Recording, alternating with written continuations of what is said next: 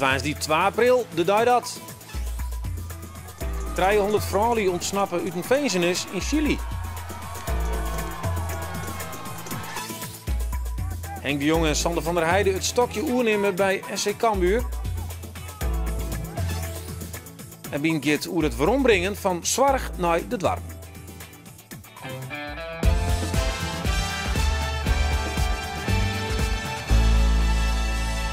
Goeie morgen, Jurgen uit Bient. Maar eerst weer een portret van een bewoner van de beverhokken in Serhuustevingen. Nou, het standpunt is helder. Ze willen haar arbeiderswerkjes net uit voor nijbouw. En ze hebben al hier een eigen reden om de hakken in het zon te zetten. Wat ik zelf meegemaakt heb, wil ik mijn gezin, heb ik altijd gezegd, wil ik mijn gezin niet aandoen. En daar vecht ik ook voor. En ik ben ook blij dat mijn dochters dat dan beter hebben dan ik ooit gehad heb. Woonfoyers, een particuliere zorginstelling voor ontspoorde jongeren, is een groot succes. In een periode biedt de instelling help aan 75 jongens en famkes die het net meer thuis je kennen.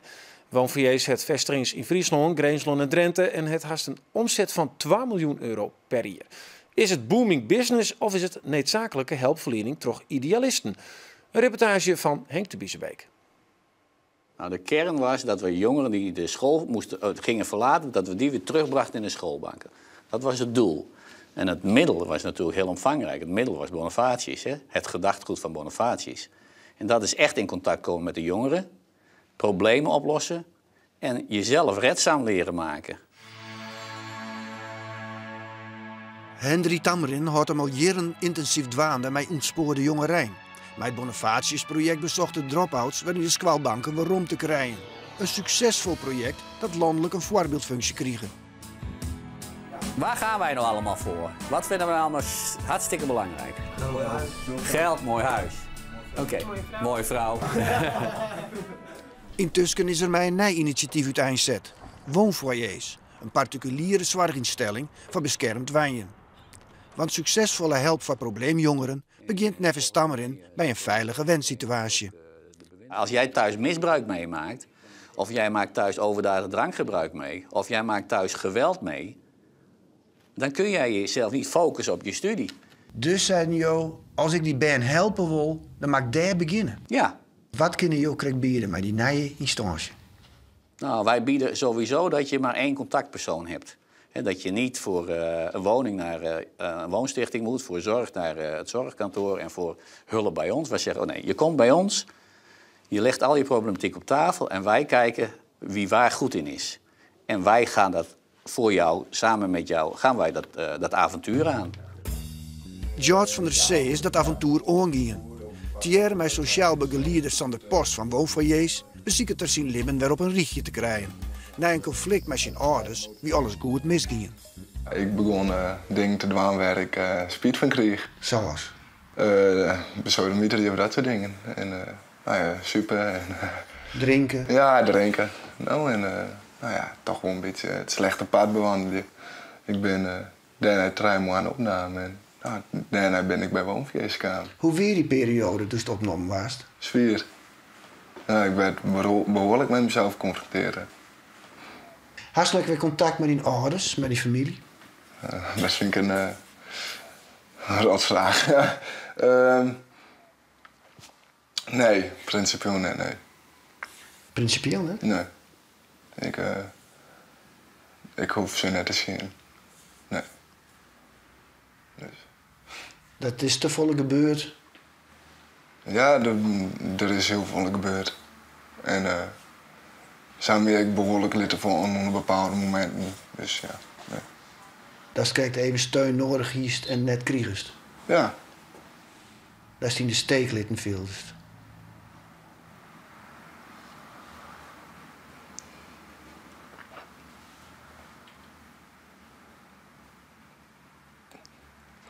Het is beter voor hun in deze situatie van leven dat ze niet thuis wonen, om wat voor reden dan maar ook. Maar ja, dan moet je ergens anders wonen. En dat is vaak het probleem. En daar hebben wij in voorzien. Hoezo is dat een probleem?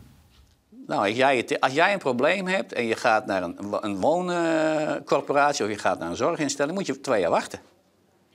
Maar als jij nu een probleem hebt, kun je niet 2 jaar wachten. Dat lukt gewoon niet.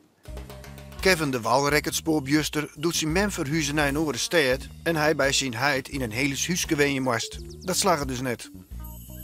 Voordat ik hier kwam, zeg maar, had ik ook heel erg last van mijn stem verheffen, zeg maar.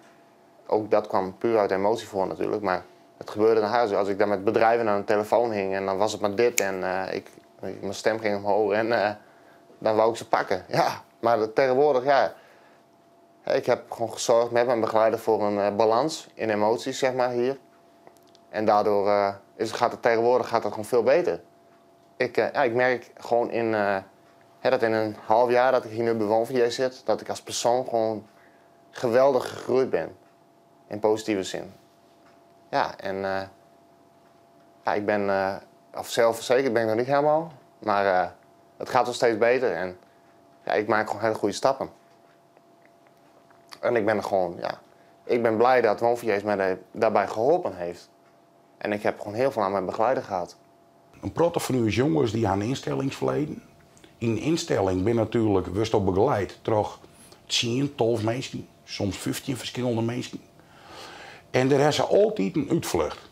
Want bij de een weten ze dit te vinden, bij de ander weten ze dat te vinden. Dus dan had ik altijd, dan moest mij zien in hetzelfde protocoltje vast horen om die ding te krijgen. Bij u is het natuurlijk ook, ze hebben hier één wembegeleider en daar was het maar dwan. Ze mij net er ook in de hoezen. Maar als ik mijn jongen zit en die had me iets heel verschrikkelijks verteld of die is heel lullig op me geweest. En we moeten weer even maar zien twaan op één punt komen. Dan rook ik wel eens in de hoezen met die jongen. Omdat het koud is en het ruim werd het boeten. Dan wordt het gevoel van die jongen net beter als hij me dat krek verteld heeft. Of dat we even flink botst hebben met elkaar. Dus dan speel ik even met de regels. Zou je dat zonder woonfoyers recht hebben? Nou, weet ik niet. Ik heb eigenlijk geen idee. Kijk, mijn begeleider die noemt mij altijd modelcliënt. En omdat ik kan heel veel zelf natuurlijk. Maar ik vind het gewoon... het is fijn omdat je weet eigenlijk op het moment dat het mis kan gaan, dat je hem altijd nog hebt. En dat gebeurt ook wel eens, dat ik er niet meer uitkom. En dat hij dan bijvoorbeeld voor mij een telefoontje pleegt. En dat het hem dan wel lukt. En zo doe je het met elkaar. Zij aan zij, zoals ik dat altijd zeg. Ja. Kevin is dus blied met woonfoyers. Maar omdat praten hem minder makkelijk aangaat, had hij zijn gevoelens onder woorden gebracht in een rap. Anders willen is anders doen. Sterk in mijn schoen, vanuit het hart. Een nieuwe start voor jou en mij. Ons krijgen ze niet meer klein, nee. Doenja Bosman spijbelen ook altijd verskwallen en Roem Gouders voort van hoes. Na verskaten inrichtings werkt ze nou weer aan haar toekomst. Nou, ik doe nu de opleiding pedagogisch werk op de kinderopvang. Op het Friesland College. Ja, je moet er zelf om lachen, hè? Ja, nou, het gaat eigenlijk gewoon heel goed. Goede cijfers en stage op een kinderopvang. Je denkt van, dat is wel een studie voor mij, want ik weet hoe het niet moet. Ja, ja, klopt, ja. Ja? Ja. Nu doe je wel je huiswerk. Ja, nu doe ik wel gewoon mijn best. Ik zie nu ook gewoon in dat het belangrijk is. Dat ik een diploma moet halen. Wat ik leuk vind, dan kan ik gewoon een leuke baan krijgen later. De nieuwe pak van woonfoyers doch dus vertuten. De sociaal begeleerders komen van het grootste pad uit de reguliere zorg. Ik heb bij bureau jeugdzorg gewerkt. En als die twee zorginstellingen met elkaar vergelijken, wat is het verschil? Bij bureau jeugdzorg heeft heel veel kaders en protocol. En dan kan ik wel in waaien vinden, het wat nodig is. Maar hier heeft dat volle meer. En natuurlijk ben je wel kaders, maar daar heb ik ontzettend heel veel vrijheid. En moest creatief wezen. En dan kan je echt aansluiten wat wij de cliënt wil en wat hij nodig heeft. De daadkracht is groter. Ja, zeker, ja. Sterker, woonfoyers wordt ook heel iets vaker door de reguliere zorginstellingen inschakelen voor acute hulpverlening.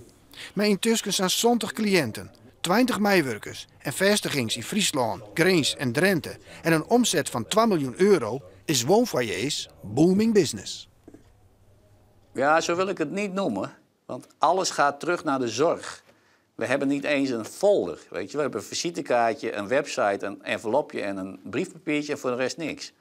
Want hoe meer wij spenderen aan overheid, hoe minder er naar de zorg toe gaat. En wij willen juist dat er zoveel mogelijk naar de zorg toe gaat. En booming business, dat vind ik jammer. Ik vind het jammer dat, weet je, dat zorg business moet zijn. He, zorg moet zorg zijn. Dan moeten ook idealisten en echte zorgverleners moeten erop zitten. Maar we moeten wel geld verdienen. Want met geld verdienen kunnen we meer woningen aanhuren, kunnen we meer jongeren helpen. En dat is wat het is. En hij stond aan tafel nog zo'n idealist mooi zijn zwaar. En hij wil het naar de dwarpen brengen. Ja, het is haar een thuis en dus is er geen hier op een holle die het rondtinkt om te verhuizen. De bewoners van de zogenaamde Beverhokken in Sruisteveen. De woningbouwvereniging wil de arbeiderswoningen slopen, maar de bewoners die willen dat net. Ze hebben al hier haar eigen reden om net voor te wonen. Joet deeltraaien van Usriegen.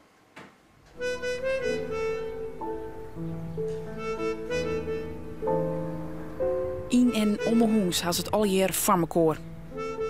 Ze komen bij me hoe de vlier, maar in de door ik net bij me plat. Twee in Lien maak ik voor het Nijs een reportage doet de bewoners in verzet gingen en zond die tijd liep het er net een soort verroren. Wat dreeuwt haar in het verzet en waar bindt deze meisje? Goedendag. Joet ben ik bij Nico en Geke. Geke had nie in oorswennen als in de lange lanen. Ja, dit is het huisje waar ik geboren ben in 1956. Daar hebben wij 6 ben en 2 ouders hebben we daar altijd ben. Wij wisten net oors. We hadden hier prima. We liggen al hier met z'n tweeën op een slepkamer. Dus we gaan hier hoofdvol bejatten. En mijn trouwen ben je weer. En mijn hier ik al haast 23 jaar.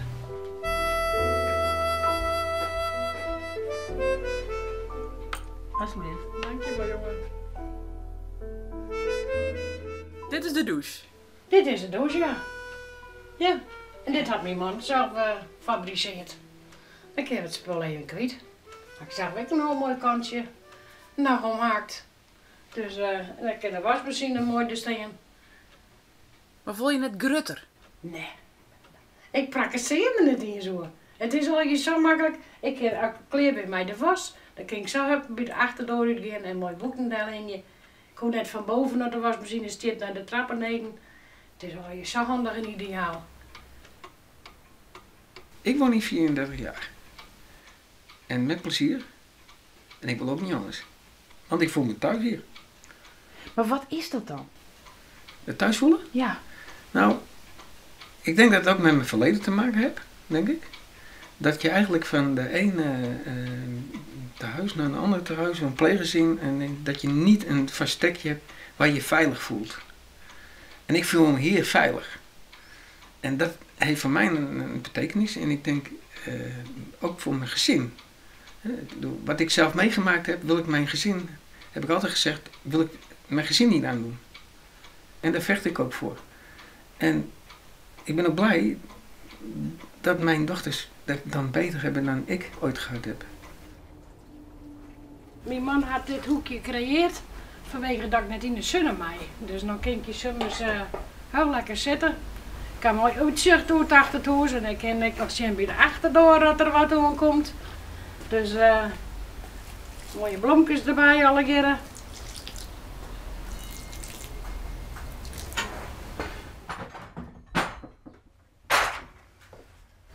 Dit heb ik zelf gebouwd. Ja, samen met mijn zwager. En hebben we alles bij elkaar gehaald om dingen te bouwen. Alles wordt gewoon met gebruikt spul huismeester gemaakt. En soms af en keer kopen we wat voor nieuw hout. Maar dan bouwen we hem nog zelf.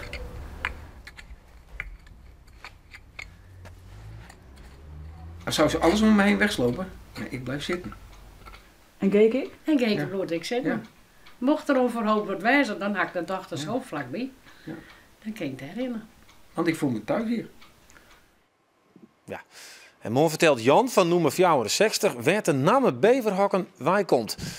En hij zegt het om hem heen heel tijd leeg worden en dat griest hem om.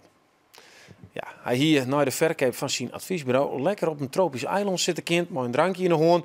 In steeds daarvan keert ze in de cinema voor de zwaar, maar dan wel op zijn eigen wijze. Maar zijn nieuwe zwaargebieder Idesta wil hij af van de yieldvergriemerij om managers en reclames. Waarom naar het Warpen? Dat is het doel.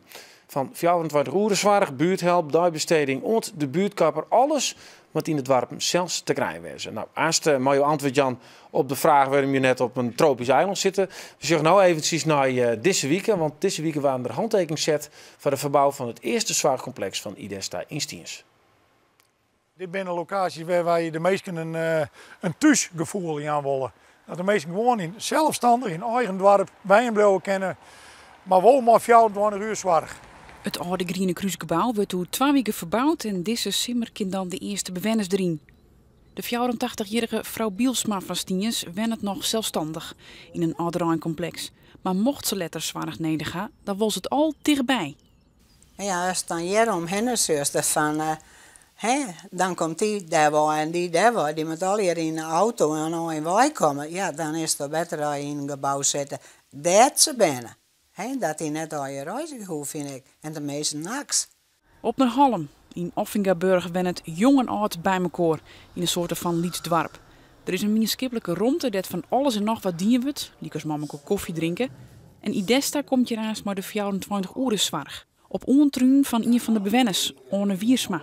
Als een vrouw nog in de zorg komt, dan kan ik hier uit de huis wij. Want de man die dan net daarbij wijzen mij, omdat hij naar de zoon is, dan zou ik het even oversteken kunnen om haar te bezieken. En dan moet ik net zo'n 2-3 dwarpen verder rijden met een auto, wat ik dan misschien niet eens beken. Maar dan zou ik ze mooi bezieken kunnen. Op naar Holwert, in het nieuwe multifunctionele gebouw, komt Idesta aanstik maar de bennenopvang en doorbesteding voor ouderen. Idesta werkt het liefst met meesken uit eigen dorp. Jolande Heringa komt en uit de Zwarg en uit Holwert. Ja, toen ben ik eigenlijk enthousiast van, nou, dat zou onder andere heel mooi bij Holwert passen. Maar ook bij mezelf, om bij Idesta aan het werk te gaan. Waarom?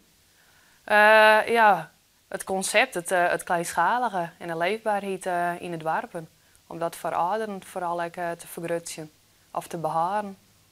Ja, dan is duidelijk weer de nieuwe zwaargebieden versteerd. Ik aan tafel Margrethe Graaf, uw zaakkundige.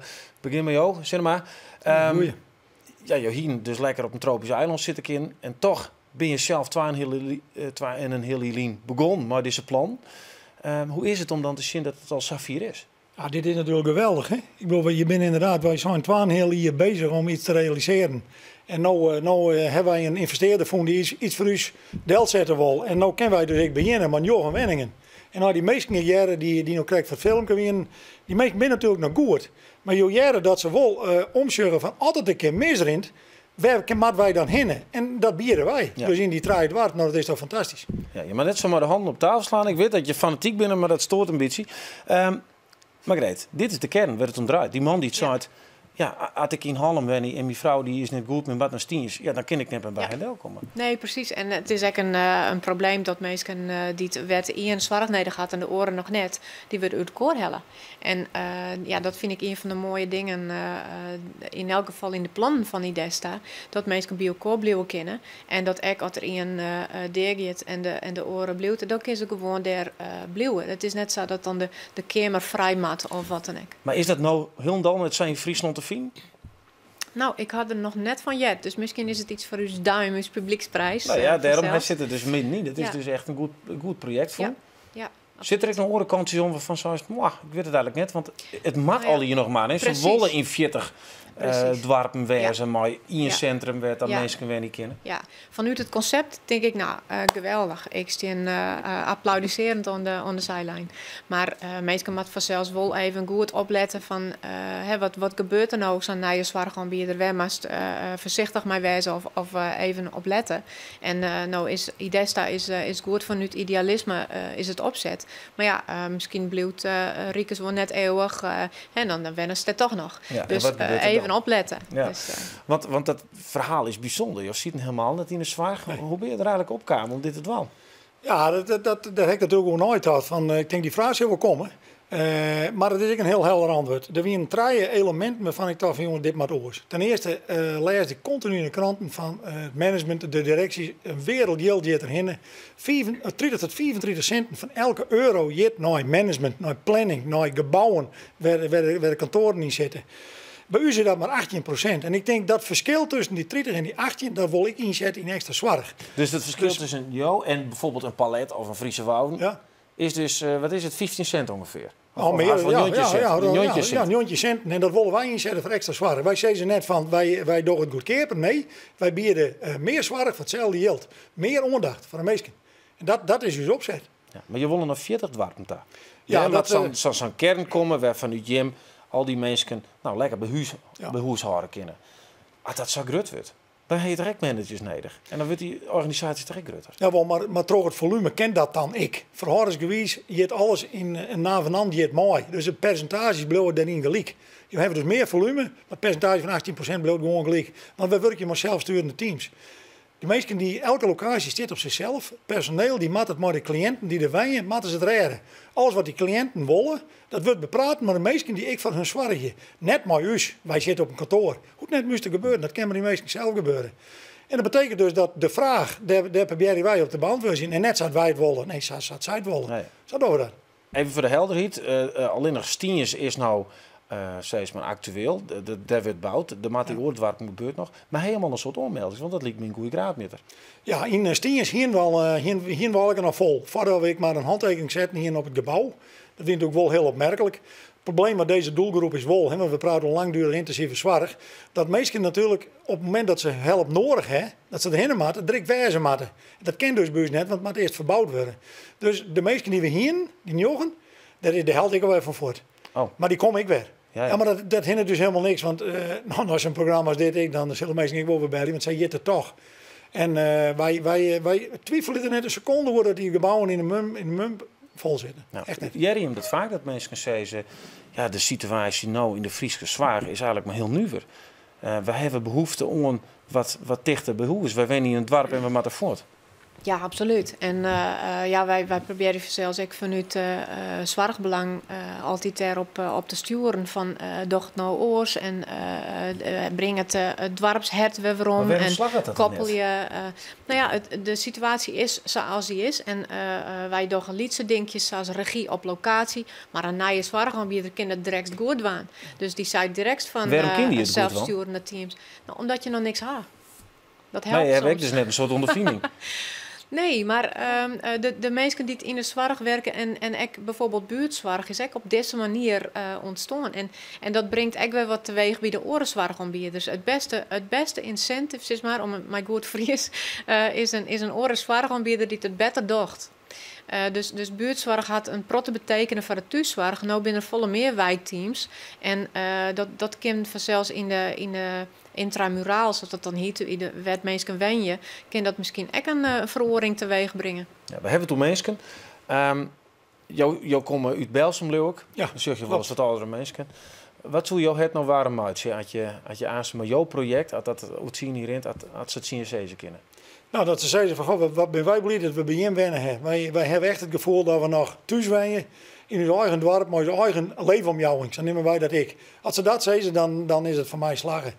Ik hoop gewoon net dat we klachten krijgen. Wij willen gewoon goed doen. Dat hebben wij gewoon als voornemen. Want Josan kreeg in het gesprek met Margreet van ze hebben wat minder ondervinding. Dan de meesten die het bij ons dwam hadden, hebben die ondervinding vol. Die komen namelijk, ons eigen directeur, die komt bij Noorderbreedtewaaij. Die het in een verpleeghuis zit, die weet precies hoe het vol maakt en hoe het net maakt. Hij is daar waai gegaan, omdat het oors was, maar het mocht net.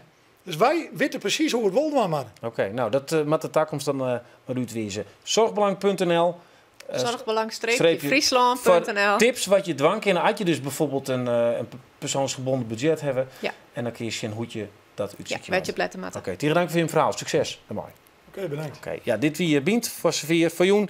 Morgen ben je er weer. Wil je jou nog meer informatie of extra filmpjes zien? Zoek dan even op je Facebook-site. En volg ons op Twitter. Er komt ook altijd een soort nice op. Mooi Joen, verder.